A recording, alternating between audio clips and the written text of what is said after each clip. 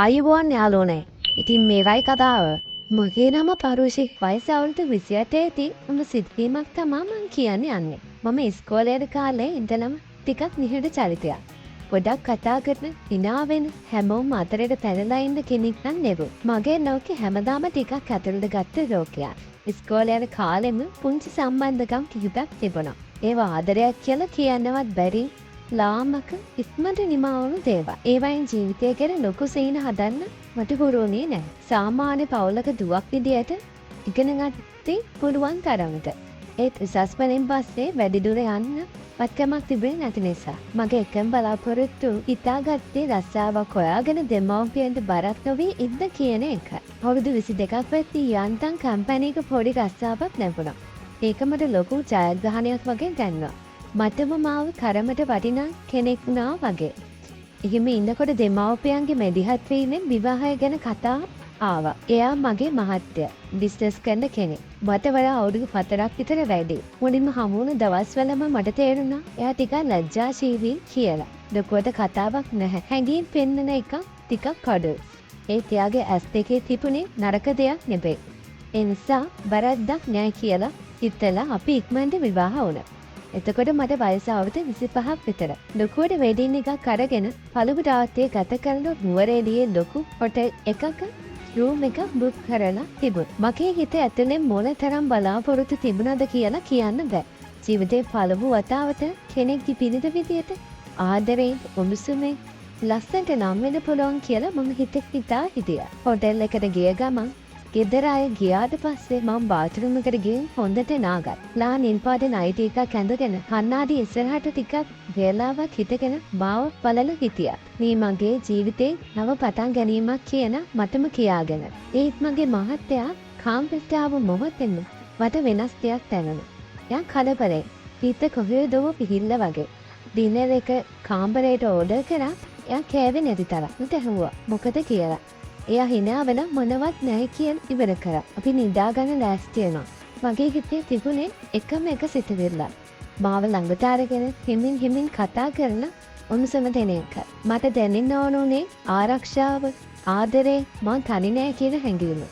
ඒත් එයා එකපාරටම කාමරේ ලයිට් එක ඕෆ් කළා. නයිට් බල්බ් එකෙන් එන ලා එළියෙන් එයා මා ළඟට එනවමන පේනවා. මගේ හදවත වේගෙන් ගැහෙන්න ගත්තා. බියක් කුතුහලයක් සතුටත් එක්කටම. ඒත් මේ මොහොත මගේ හිත හිතාගත් දේවල් එක්ක ගැලපුණේ නැහැ. වචනයක් නැතිව, හැඟීමක් නැතිව මට දැනෙන මම කෙනෙක් නෙවෙයි. කාර්යයක් වගේ. ටිකේ වරුණා පස්සේ එයා අනිත් පැත්තට හැරිලා නිදාගත්තා. කාමර ඇතුලේ තිබුණේ සීතලයි. නුවරඑළියේ සීසන්ට වඩා මගේ හිත ඇතුලේ තිබුණ සීතලයි. මට හිතා ගන්න බැරි වුණා. පළමු රාත්‍රියේ ඇත්තටම මෙහෙමද? මට වැරදුනාද? මං හිතපු ආදරේ කියන්නේ මේකද? කඳුළු ඇස් දෙකේ අස්සෙන්ම මගේ හිතේ තිබුණු සියලුම බලාපොරොත්තු හිමින් බිඳ වැටුණා. ඒ රෑ මං නිදාගත් ඇස් වසාතිර නෙවෙයි. හිතවත් දවසක් කානිවල් එකක් ආව ටවුන් එකට. ඒක කොයිතරම් හොඳද කියනවා නම් සෙනග හැම පැත්තෙම ආවා. ඉතින් කොයිතරම් වැඩ තිබුණත් අපේ මහත්තයා තියෙන එක නම් අපි ඔක්කොම එක්ක කානිවල් එක බලන්න යනවා. ඉතින් හවස 5 වෙනකොට මටයි දුවටයි ලෑස්ති වෙලා ඉන්න කියලා එයා බිස්නස් වැඩවලට ගියා. දුවට වයස 2මාරක් විතර ඇති. ඉතින් අපි දෙන්න හවස කානිවල් එකට ගන්න ලෑස්ති වුණා. මං ඉතින් ගොඩක් දවසකින් එළියට යන නිසා තනිහිස ගාවට වගේ තියෙන සායකුයි ඉස්සරහින් ලේස් කියන ස්කින්හිකුයි ඇඳා. වෙලාවට මහත්තයා ආවා. අපි ඉතින් අපේ කාර් එකෙන් ගියා කානිවල් එකට. සෙනගේ හැමතැනම වාහන පාර්ක් කරන එක ඉස්සර වෙලාම කරන්න ඕන නිසා මහත්තයා කනේ පාර්ක් එකේ ඇතුලේ වාහනේ නතර කරපු එකයි. ඒක තිබුණේ කානිවල් එකේ පැත්තකට වෙන. ඒ වෙනකොට වාහන ගොඩක් තිබුණා. තවත් වාහන එන බවක් පෙවුනා. කාර් එක නතර කරන අපි පාර්ක් එකෙන් එළියට ආවා. දුව හිටියේ මහත්තයාගේ අතේ. එකපාරටම මට මතක් වුණා මං හිටපු පැත්තේ දොර ලොක් කරන්න අමතකුණා නේද කියලා. මම මහත්තයාට කියලා ආයෙත් කාර් එක ළඟට ගියේ දොර ලොක් කරා.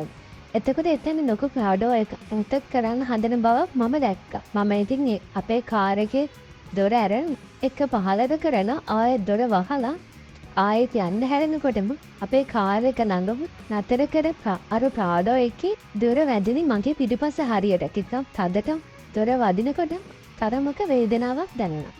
අනේ සොරියක්කේ මම දැක්කේ නෑ.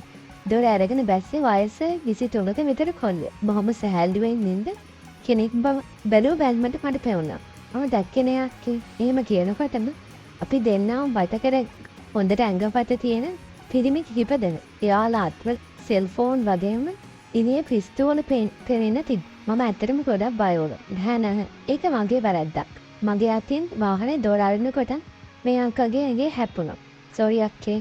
එහෙම කියාගෙන එයා යනකොට එයා වත කරගෙන අර පිරිමි ටික මේ එයාගේ ආරක්ෂාවට බව මට කොහොම වුණා.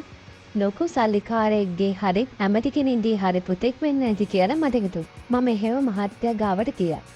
අපි තනේ කානිවල් දෙක පුරාම ඇවිද තිබුණු දේවල් බලපු එකයි. දැන් 9 විතර වෙනකොට පොඩි වැස්සක් පැටෙන්න පටන් ගත්තා. ඉතින් අපි කලේ එතන තිබුණු ලොකු හට් එකක් ඇතුළට ගිය එකයි. ඒ තරම් ලොකු වැස්සක් නොවුන දුව පුංචි නිසා කෙමෙන්න බෑ. ඉතින් එතන තිබුණු පුටුවක මහත්තයා වාඩි වුණේ දුවත් ඔඩොක්කුව තියාගෙන. වැස්ස නිසා වෙන කරන්න දෙයක්වත් නෑනේ. ඔහොම ඉන්න ගමන් මම ටිකට පිට බැලුවේ නිකමට. එකපාරට මම දැකපු දෙයින් මගේ හිත ටිකක් සසල වුණා.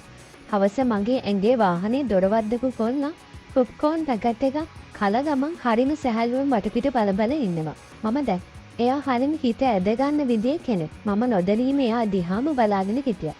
අනේ මගේ දිහා එයා බලනවා නම් එහෙම ටික වෙන යනකොට එකපාරට මෙයා මම දැක්කා.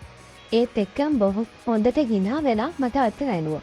ඊට පස්සේ ආයෙත් වටපිට බලමින් පුරුදු සැහැල්ලුවෙන් ඉන්න පටන් ගත්තා. ඔය අතරේ තමයි අපේ දුව පිට්සා එකක් ඉල්ල කරදර කරන්න පටන් ගත්තේ. එයාගේ කරදරේ වැඩි වුණ නිසා මහත්තයා පිට්සා එකක් ගේන්න යන්න හැදුවත් දුව එයාට නැගිටින්නවත් නොදී අඬන්න පටන් ගත්තා. ඉතින් මට තමයි පිට්සා එක ගේන්න යන්න උනේ. ගොඩ කාලයකට පස්සේ හිත සසල කරපු කොල්ලෙක් ඈතට හරි බල ඉඳින් පිට්සා ගේන්න යන්න ඕන උනා එක ගැන මට දුවත් එක්ක තරහක් ආවේ නැත්තේත් නෑ. ඒත් මොනා කරන්නද? මම කනේ පිට්සා විකුණන පැත්තට යන ගමන් කොණ්ඩ දිහා බලාගෙන යන්න පටන් ගත්ත එකයි. ඒත් මගේ වාසනාව තව දුරටත් තිබුණේ නැහැ. එයා මාව දැක්කේ නැහැ. ඉතින් මම හිත කරදරෙන් පිට්සා විකුණන තැනට ගියා. එතන පොත්. ඉතින් මම එතනම ටිකක් නැවතුණා. ඒ වෙලාවෙම මගේ ළඟින් හඬක් ඇහුණා. "හෙලෝ, කොහොමද? පිට්සා ගන්නද?" මම හැරිලා බැලුවා. මගේ ඇස් ඉස්සරහා හිටියේ මට ටික වේලාවක් ඉඳන් අමුතුවෙන් හිත ඇදගත් ඒ ලස්සන කොල්ලා. මගේ හිත යටින් එයා එක් වචන දෙකක් හරි කතා කරන්න හිතාගෙන හිටියේ. මෙහිම එකපාරට ළඟින් එයා ඉන්නකොට මට ගැස්සිලා. "ඔව්, මේ පිට්සා එකක් ගන්නවා. අපේ දුවට ඕනේ." මගේ හලත් ටිකක් හම්බ. අර වාහනේ නතර කරපු තැන වුණද? මම හිතන කන දෙයක් නෙවේ. එයා බොහොම සරලව කිව්වා. "ආයෙකට කමක් නැහැ. මට හිතුණා ඒක වැරදීමක් වුණේ කියලා." ඔයාවත් එක්ක කියද්දි මගේ හිත ටිකක් නිදහස්. ඔයාව මේ මහත්යත් එක්කද? කොහෙද යාලා? එයාලා අතන හට් එකලා පැස්සට ඉඳගෙන. අපි ඔහොම කතා කර ඉන්නකොට ආයෙත් වැස්ස තද වෙන ගත්. හිතා ගන්නවත් බැරි වෙලාවක ඇස්සක් වගේ. මේ මොහොතේ මගේ ජීවිතයට ආව. මාර වැඩේ ආයෙත් වහිනවා. එයා කිව්වා. "කමක් නැහැ ටික වේලාවකින් ඉඳියොත් නවති. පිට්සා එකක් ඉක්මනට ගන්න ඕනනේ. ඔයා මෙතෙන් තෙමෙන්න ඕනේ. මම මේ වැඩේ කරලා දෙන්නම්." එහෙම කියලා එයා ගාව කෙනෙක්ට කෝරෙමඩ යන්න කියලා තව කෙනෙක්ට පොරයක් ගන්නත් කටයුතු කළා. ඒ කුඩේ යටින් අපි දෙන්නවා ගියා. මේ වගේ පල්කතා හැමදාම අහන්න මගේ YouTube channel එක subscribe කරගෙන යන්න. මම හිතියේ මාව ආයෙ දුව ඉන්න තැනට එක්කගෙන යයි කියලා. ඒත් එයා ගියේ එයා ආව රාඩියෝක ළඟට. මගේ හිතේ එක මොහොතකට කලබල වුණා. මට ආපහු යන්න ඕන කියලා මට කියන්න හිතුණා. වැස්සත් එක්ක ඒ කුඩේ යටින් එයා පස්සෙන්ම ගියා. වාහනේ දොර ඇරලා මට නගින්න කියලා එයා බලාගෙන හිටියා. "ඇයි මට යන්න ඕනේ. දැන් යන්න බෑනේ. වහිනවා. අනික මට ඔයා එක්ක ටිකක් කතා කරන්න ඕනේ. ඔයා එකමැති නම් නගින්න එපා." එයාගේ හඬේ කිසිම බලහත්කාරකමක් තිබුණේ නැහැ. ඒ හිතවත්කම ඉක්මීමෙන් කියපු විදිය මගේ බිය ටිකක් අලු කර. මටත් ඇත්තටම මේ කොල්ලෙක් කතා කරන්න ඕන වුණා. ඈත ඉඳන් මෙයා දිහා බල හිටපු එක. මේ අවස්ථාව අතහරින්න හිතට නොදේ. ඉතින් මම වාහනේට නැග්ගා. එයාත් වාහනේ නැගලා දොර වැහුවා. වැස්ස ටිකක් තදට තිබුණා. ඉතින් වෙන කරන්න දෙයක්වත් නෑනේ. මට එම වැස්ස. වාහන ඇතුලේ තිබුණේ අමත නිශ්ශබ්දතාවයක්. අපි වාහනේ ඉඳගෙන කතා කරන්න පටන් ගත්තා. "ඔයාගේ නම මොකද්ද?" "චතු." "චතු ලස්සන නමක් නේ." "මම නිශාන්." "ඔයා ලොකු පවුලක කෙනෙක් වගේ." එහෙම කියනකොට එයා හිනා ගියා. "එහෙමත් කියන්න බෑ. අපිට ටිකක් සල්ලි තියනවා තමයි." ඔහොම කතා කරන ගමන් එයා මගේ ළඟට ආවා. වැස්ස නිසා ටිකක් සීතලත් එක්ක. ඒ සීතල අතර ඉතින් මට ගානක් නෑ. එහෙම ඇවිත් එයා මගේ අතින් ඇල්ලුවා. මටත් මොකුත් හිතා ගන්න බැරි වුණා.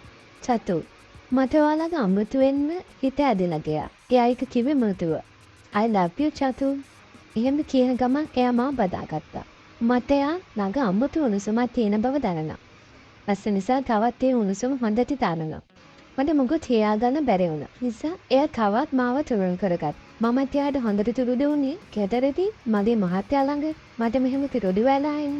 මෙහෙම වටිනා කෙනෙක් වුණා වගේ දැනුනේ නෑ. එයා එහෙම මගේ මුළු මොහොතම සිත ගන්න පටන් ගත්තා. මට මගේ ආසාවන් ඇවිස්සගෙන ඉනවා වගේ දැනුණා. මටත් නොදැනීම එයා මගේ ස්කින් එකේ ලේස් ගලවලා. මට කවදාවත් එහෙම සතුටක් දැනෙන්නේ නෑ. ගලවන්න කැමැත්තක් තිබුණේ නැහැ. මොකද මෙතන දින 1000ක් ඉන්න තැන මම හිතේ කොනක තිබුණා. මට එකපාරටම දුව මතක් වුණා. අනේ පිට්සා එක ඒක තාම හදනව ඇති. ඔයා එතන තිබුණ පෝල් මම දැක්කා. එයා එහෙම කීවේ තවත් ටික වෙලාවක් මා මෙතන තියාගන්න බව මට තේරුණා.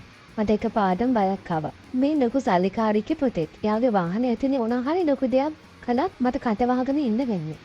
ඒ නිසා ඉක්මනට මෙකින් යන්න ඕනේ බව මට දැනුණා. අනේ මට යන්න ඕනේ. මම එහෙම කිව්වේ මේ ලැබුණු සුන්දර අත්දැකීම අකමැති නිසා නෙවෙයි. මේ වැඩේ කිසිම ආරක්ෂාවක් නැති වැඩක් නිසා. මොකද මගේ මහත්තයයි දුවයි මම එනකල් මග බලාගෙන ඉඳි මම මෙහෙම වෙරපීනේ එක්ක ඉන්න එක පරිතිනවා මට හිතෙත්. මොකද බබෝ හදිස්සියේ මගේ පොඩි දුව බලාගෙන ඇති. ඉතින් ටවුන් පිට්සා එක ගෙනාවේ නැහැනේ. ඒකට කමක් නෑ මම යන්න. අනේ ඔයාට යන්න දෙන්න බෑ. එහෙම මම ඒ පාර නම් ටික මේ ගොඩක් බය වුණා. මොකද යන්න දෙන්න බෑ කියනවනේ. මෙතන ඉද්දි මගේ මහත්තයාවත් මගේ කසාදේ තියලා. අනික අපේ කාර් එක නතර කළේ මේ ප්‍රවුඩර්කට එකයි. ඔයාට යන්න දෙන්නම් පැටිය. හැබැයි මට තව එක උදව්වක් කරන්න ඕයි. මේ මොකක්ද? මට ඔය කකුල් දෙක බලන්න. මම ටිකක් වෙන කල්පනා කළා. මෙයා කතා කරන හැසිරෙන විදිහ ටිකක් අහිංසක පාඩ බව මට තේරුණා. මොකද එයාගේ ප්‍රවුඩර් එක ඇතුළේ එයාලා ඕනෑම දෙයක් කරන්න තිබුණා. එයා මගේ අවසරේ පිටින් කිසි දෙයක් කළේ නෑ. හොඳයි. මගේ කකුල් දෙක පෙන්නන්න. හැබැයි දැනෙසෙන් පහළ වෙත්. එහෙම බෑ බබ්බෝ. එහෙම කියලා එයා ස්කර්ට් එක ඉස්සුවා. අත ගෑ. මට පුදුම තරක් සතුටක් දැනුනේ. මොකද මගේ මහත්තයා කවදාවත් මට මෙහෙම සතුටක් දෙන්නේ ඒත් ටිකෙන් ටික කාලය යනකොට මට යන්න හදිස්සිය. මේ සතුටෙන් මිදෙන්න කිසිම ඕනෑකමක් නැති වුණොත් කවුරු වුණත් නාදුම කෙනෙක් එක්ක මේ ගිය හුඟක්ම වැඩි බව මට තේරුණා.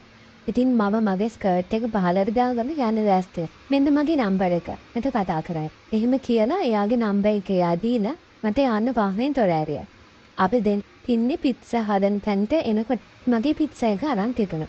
මම ඒකත් අරගෙන ඉක්මනට මහත්තයයි දුවයි ඉන්න තැනට ගියා. මහත්තයාගේ මූණ නම් හොඳ නැහැ. මොකද මෙච්චර වෙලා ගියේ පිට්සා හදන තැන ලොකු පොණිමක්. අනික වැස්සත් එක්කනේ. මම එහෙම කියලා බේරුණා. ඊට පස්සේ කානිවල් එකේ බලපු දේවල් මට ගානක් මගේ හිතේ තිබුණ එක තැනක. අර වැස්සේ අර වාහනේ තුලේ. ටික වේලාවකට හරි මට මම වදින කෙනෙක් වුණා වගේ දැනුනේ මම. අපි රෑ 10ට විතර ගෙදර ගියා. දුවේ වෙනකොටත් නිදි. මහත්තයාට උදේ ඉඳන් වැඩ කරලා මහන්සියට නිින්ද ගියා. අපි අනකොට ගෙනියපු ඩිනර් එකත් මහත්තයා මම එන්නත් කලින් කාලා නිදා මම වොෂ් එකක් දකරන් ඇවිත් කන්න හැදුවා ටිකක් යන කනකොට ඇති. මොකද මගේ හිත ගොඩක් සසල වෙලා තිබුණේ. ඉතින් මම ලයිට් ඔෆ් කරලා නිදා. පැය දෙකක් විතර ඇඳේ එහා මෙහා පෙරලි පෙරලි හිටියා නිින්දක් ආවේ නෑ. ඉතින් මම නැගිටලා ගිහින් නිෂාන් දුන්නේ නම්බර් එකට කෝල් එකක් ගත්තා. ගොඩක් වෙලා රින්ග්ස් කියාට පස්සේ එයා ගත්තා. එයා ගොඩක් නිදිමතේ කතා කළේ. මම මගේ හිතේ තියෙන මොසන්සින්කම එයාට කිව්වා. එයා නිදිමතේම එකපාරටම කිව්වේ එයා ළඟට ඉන්න කියලා. ඒත් නේ මහල් ඒක කරන්න බැරි නිසා මම කීව හෙට මාව හම්බෙන්නේ ඉන්න කි. එයා ටිකක් වෙලා කල්පනා කරලා හෙට උදේට එයාට කතා කරන්න කියලා කිව්වා. මම එයාගේ කඩ අහපු සතටට ඇඳට ඇවිත් හාන්සි වුණා. මම එහෙම්මම ඉන්නකොට මට නොදැනීම නිින්ද ගියේ. ඇහැරෙනකොට පාන්ද පහමාරක් වෙලා. මං ඉක්මනට නැගිටින මහත්තයාගේ කෑප් ටික හැදුවා. දුවත් ඇහැරිලා නැහැ. මහත්තයා හමාර වෙනකොට ගියා. එයාගේ බිස්නස් වැඩවලද. එයා එන්නේ කොහොමත් හවස් වෙලා බව මම දැක්කා. ඉතින් මම උදේ අදට විතර නිශ්චාන්ත කෝල් එකක් එයා වෙනකොට එයාගේ උදේ ෆ්‍රී කරගෙන මගේ කෝල් එකක් එනකන් තමයි බලාගෙන ඉඳලා තියෙන්නේ. ඉතින් මම එයාට අපේ ගෙදර එන පාර කිව්වා. දුවේ වෙනකොට ඇහැරිලා. ඉතින් එයාගේ වැඩ ටික කරලා සෙල්ලම් කරන්න එයාගේ එක්කගෙන ගියා. එයා සෙල්ලම් කරන්න ගත්තම තනියම සෙල්ලම් කරන්නේ. එයාට සෙල්ලම් කරන්න සෙල්ලම් බෝඩ් ගොඩක් එක්ක කාමරයක් වෙන් කරලා තියෙනවා. ඉතින් දුව සෙල්ලම් කරනකම් මට උදේ වෙනකොට නිශාන් ආවා. එයාව දකිනකොට මට හරිම අමුතු බවක් දැනුණා. කොහොමද සත්? මම එනකම් බලාගෙන හිටියේ නිස්. කොහොම මහන්තෙන් ගියාද? ඔයා බිස්නස් වැඩවලට ගියා. එනකොට ඉතින් හැමදාම හවස එනවා. ඉතින් කියන්න මම ඔයා එනකම් හිටියේ දේ ගැන මට හරිම අමුත්තක් දැනෙනවා. අමුත්? ඔව් ගොඩ කාලෙකින් මට එහෙම දැනෙලා නැහැ. ඒක පුදුමයක්. ඔව් මැරි කරලා ඉන්නේ. ඔය දේ ඔයාට බොහොම පොඩි සිද්ධියක්. ඒවා හිතාගෙන ඉන්න විදිය. මම මැරි කළාද මගේ ජීවිතය ගැන දන්නේ මම විතරයි. ඒ මොකදද? මම මගේ කතාව නිශාන්ට කිව්වා. එයා හදන හිතේ පුදුමෙන් ඔයාගේ මහත්තයා නම් හරි පුදුම කෙනෙක්. මේ තරම් හොඳ ලස්සන වයිෆ් කෙනෙක් ලැබි එයාට ඒකේ වටිනාකමක් තේරෙන්නේ නැහැ. මම නිශාන් දිහා බලන් හිටියේ ඇත්තටම පුදුම ආදරේ. එයා මගේ වටිනාකම ගැන කතා කරනකොට මට කවදාවත් නොදැනෙන සතුටක් හිත ඇදලා පිපුණා. මමත් වටින කෙනෙක්ද කියන ප්‍රශ්නෙට පළවෙනි වතාවට හිතේම ලැබුණු පිළිතුරක් වත්. නිශාන් හිමින් මගේ ළඟට ආවා. අපි දෙන්නම වචන නැතිව එකිනෙකා දිහා බලාගෙන හිටියා. ඒ නිශ්ශබ්දතාවය තුළ තිබුණේ සද්දයක්වත් නැති හදවතේ එන කතා. එයා මව තුරුඩු කරගත්තේ බරක් නැතිව. බලාත්කාරයක් නැති උණුසුමකින්. ඒ උණුසුම මට අමුතු විදියට ආරක්ෂිත බවක් දැනුණා. මගේ අස්වනින් මම ඒ මොහොත ඉඩ දුන්නා. ඒ වචන වලට හිතෙන් ගත්ත තීරණයක් වගේ. කාලේ ටික වේලාවක නතර වුණා වගේ. මගේ ජීවිතේ දිග කාලයක් තිබුණු හිස් බව සීතල. ඒ හැමදේම ටික වේලාවකට හරි අපි දෙන්නම ටික වේලාවක් එහෙම හිටියා. කතාවක් නෑ. කාලේ ගරන්න. හදවතේ හුස්ම ගන්නවා වගේ දැනෙනම. අදට ඇති නේද පැටියෝ? එයා හෙමින් කිව්වා. මට කියන්න වචන තිබුණේ නෑ. ඒ හිත ඇතුලේ තිබුණේ තව ටිකක් මේ හැංගී මන්දගෙන ඉන්න තිබුණා නම් කියන කනගාට. මට දැන් යන්න ඕනේ. දෙලා ගිහින්. හෙට ආයෙත් එන්නම්. එයා එහෙම කියන්තින් ඒ වචන මදික පොඩි බලාපොරොත්තුවක් වගේ ඇතනු. යන්න කලින් එයා මගේ මුහුණ සිපගෙන පිටත්. දුර වැහෙන හඬත් එක්කම කාමරය ඇතුලේ ආයෙත් ඒ ශබ්දතාවය. ඒ තියෙන ශබ්දතාවය වෙනස්. හිස් නැ. උණුසුමක් ඉතුරු වෙලා. මටම ප්‍රථමයක් හිතුණා. දිග කාලයක් වියනුණු කතරක් වගේ තිබුණ මගේ ජීවිතයට නිශාන් කියන කෙනා හදිසියෙම ආපු වසන්තයක් වගේ දැනෙනවා. ඒ වසන්තයේ දිගටම පවතින එකක්ද? නැත්නම් හිතට මතකයක් විතරක් වෙයිද? ඒක මටත් තවම තේරුම් ගන්න බැරි වුණා. ඉතින් ඔයාලට මේ වගේ වීඩියෝ දිගටම බලන්න ඕන නම් අපේ YouTube channel එක subscribe කරලා bell icon එක click කරලා තියාගන්න. එතකොට ඔයාලට අපි වීඩියෝ දාන සෙනින් බලා ගන්න පුළුවන්. ඉතින් මේ දේවල් ඔයාලන්නේ සමාජයෙන් සඳහා පමණයි. කවදාවත් මේ දේවල් අත්දැකීමට නම් ගන්නවා. එහෙනම් යාළුවනේ අප අද දවසට ගිහින් එන්නම්. ඔයාලට goodbye.